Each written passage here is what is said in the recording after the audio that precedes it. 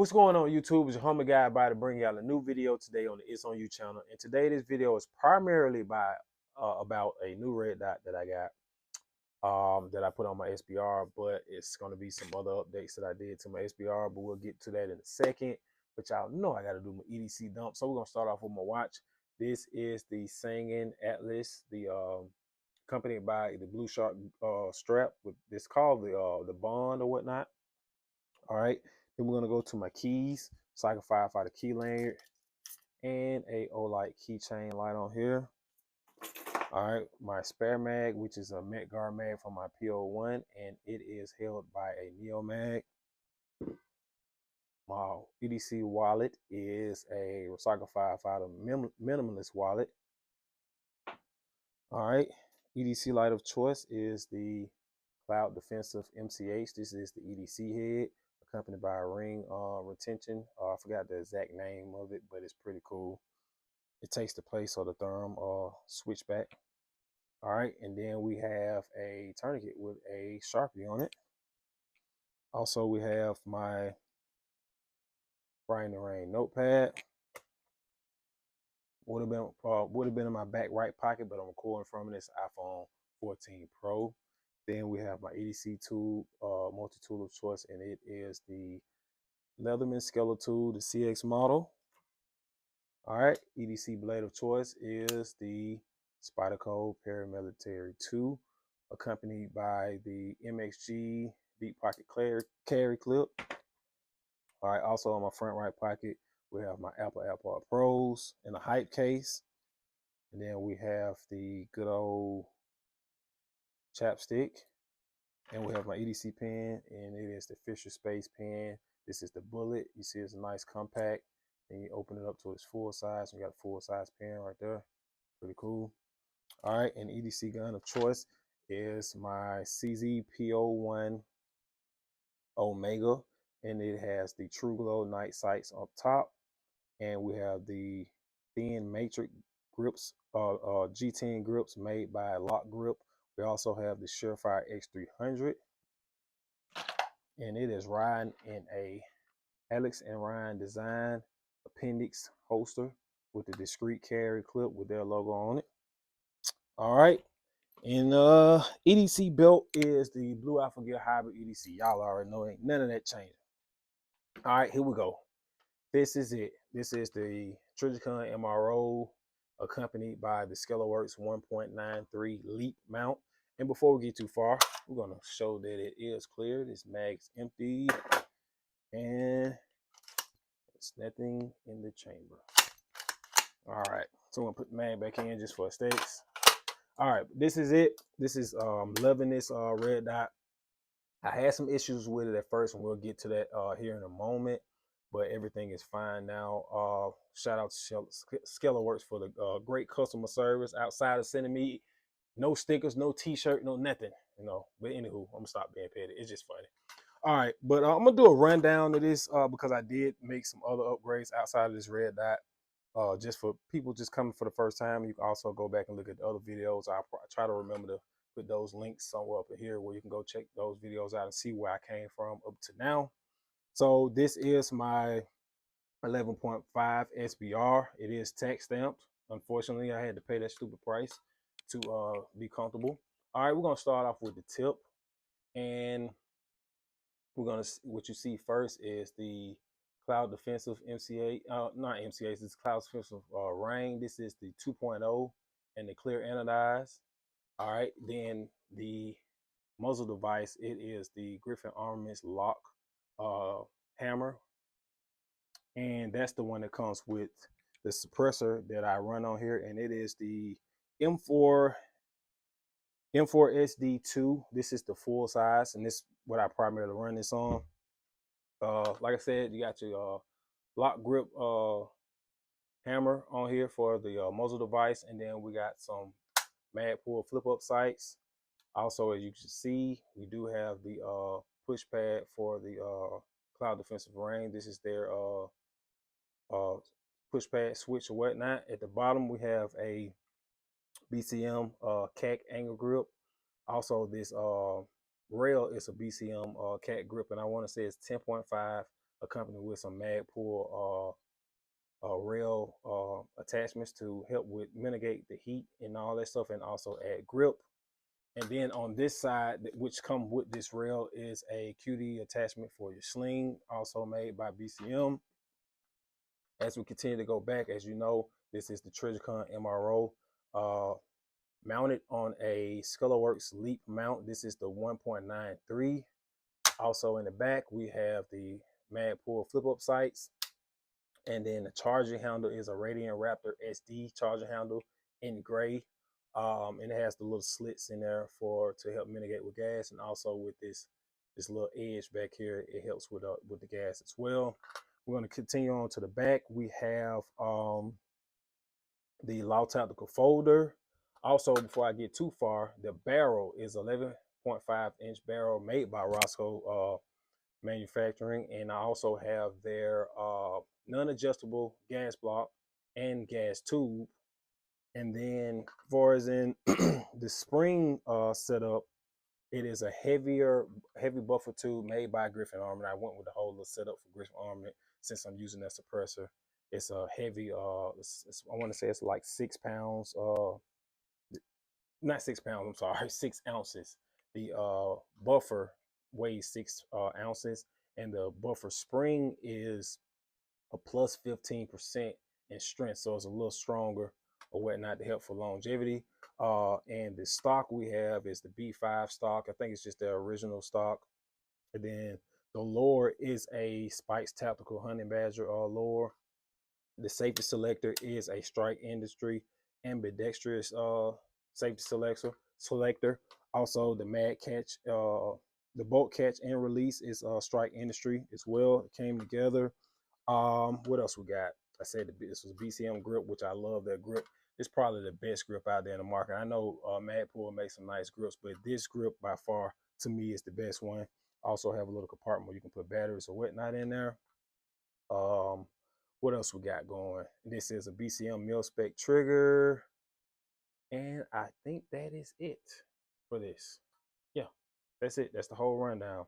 Oh, the bolt carrier group is also BCM as well. And like I said, this can is primarily on here, the M4 SD2 made by Griffin Armament. This is the gate lock, and this is the full size. They do have a K model. So we're going to switch this view up real quick so I can show you some targets that I had when I first got the first original red dot and whatnot, and it was horrible. And we'll switch it up. All right, y'all, we're going to go over this tabletop view, man. It was horrible. This is like the worst nightmare. Waste like a total of about 250 rounds trying to get this thing straightened out. This is the first shot, which I don't know if it was lucky or whatever, but this was the first 3 shots. I'm like, cool, I'll line it up a little bit. But the thing was, it was high. So I was aiming at the 7, and I got here. So like, all right, make a couple clicks, get it down, and see what we got, because I was just trying out some center mass stuff. This was at 50 yards. I made the adjustments. I was going super high from here on out. Once I made those adjustments, it was not on target at all. Like I said, on this target alone, I probably shot 130, 150 rounds trying to get it. And as you can see up here, it was high. I was hitting the little rail thing that holds the targets. Oh, I'm sorry, you can't see it. The rail thing that holds the targets up that we staple it to. I was mainly going high, but in some cases I was going low. It was just, it wouldn't do right for us in the elevation or the windage. It was just horrible. So after about almost 250 rounds, went ahead and sent the email to Scalarworks, and then they asked me a few questions, blase. Within like the second email, they sent me a shipping label, sent them everything back that they sent to me. Shipped it Tuesday. They got it Wednesday. An hour later from them receiving it, because I got an email when they got it. An hour later from them receiving the old red dot, they had to ship, gave me another return label showing that they were shipping me an confirmation email about them shipping my new one back. And I'm like, dang, that was pretty cool. So pretty much what they did, as soon as they got the old one, they took the old red dot off the mount, put the new one on the mount. They didn't give me another mount, which the mount wasn't the issue. It was a red dot. Sent it out. They shipped it back out Wednesday. I got the new one Friday. You know what I'm saying? So it was less than a week turnaround, which was pretty cool. Got that sucker, got it to the range the other day, and here we have it. All right. The first 3 shots were right here. The other one was on the little cardboard thing that I stapled this to at the range. So I'm like, cool. This was at 50 yards again. So I'm like, cool. All I gotta do is bring it over a little bit because I was aiming here and I hit here. Bring it over. I get it over. This shot right here was me, or either these two were me, regardless of the fact that these were human error. So I knew I was on point. Gave it another try. I got a better grouping over here to the right. So after that, I threw my suppressor on, and then this is the grouping that I got the suppressor even tighter at 50 yards. Then I started hitting some stuff out. I left the target out that I had at the range at the 100, but started hitting out at 100, mainly steel. I was dinging it with no problem. It was just going.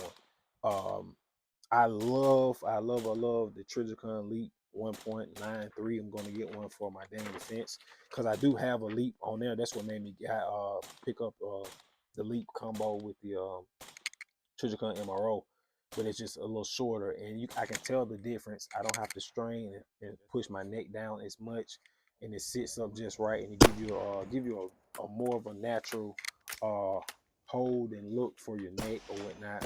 And then you'll see it in the video of me shooting at the range. It's way more comfortable, and it makes it enjoyable to shoot for a long time. You know what I'm saying? At the range, long range sessions or training classes, man, it's just way better for your neck. I was against it. Well, I'm still against those super duper tall ones that like giraffe necks. Like those are just ridiculous tall. But those are for a reason. Most of those guys who do have those extra tall, I think they're like 2.0 in height. They are running night vision, and they have lasers and all that stuff, which is cool. I'm not into that right now, and I probably won't because it's so expensive. But the 1.9, if you're not into the night vision and you just want to bring up the height to help with your neck relief or whatnot, the 1.93 of any mount manufacturer, but I prefer the Scalarworks Leap, but I know Unity and all those guys make them. But the 1.93 height is awesome. It is just right, and it's the perfect relief for your neck, and especially for long-term shooting at the range, long range days and classes and stuff like that. Especially if you're taking a 2-3 day class and you shooting that rifle, that can, for hours and hours out the day, they can put a taxing on your neck, and that 1.93 height is on point. Other than that, peace.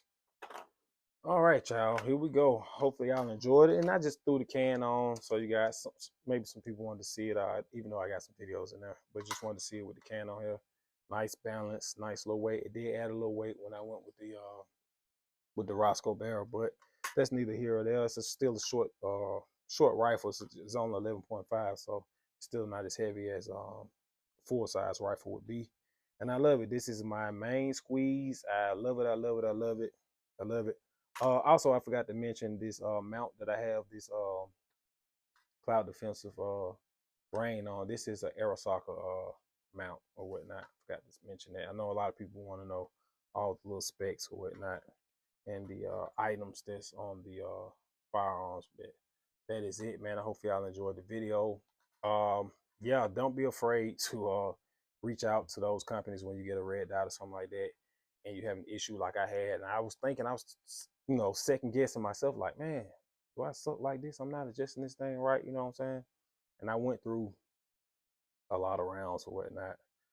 Just on the paper target, I probably shot 100 rounds, and I've never to zero a red dot brand new, because most of them are kind of on. Then they kind of zero them semi, you know what I'm saying, at the from the manufacturer, and you just have to make some elevation or some left to right adjustments.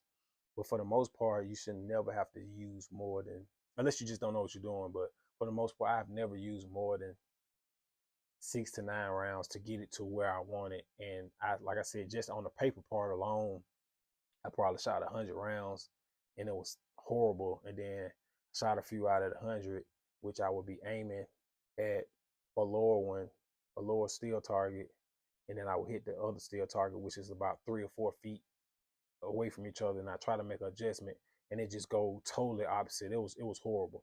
So shout out to Scalarworks for was very, very fast. I emailed them, told them what was going on. They asked me a few more questions, and right after the second email of them replying back to my questions, they sent me a shipping label to ship it back. They told me as soon as they get it, they'll send it back. They did send me back my original mount because I had some witness markings on here, and when they came back, it was still this. They just put another red dot on here, and got it out to the range.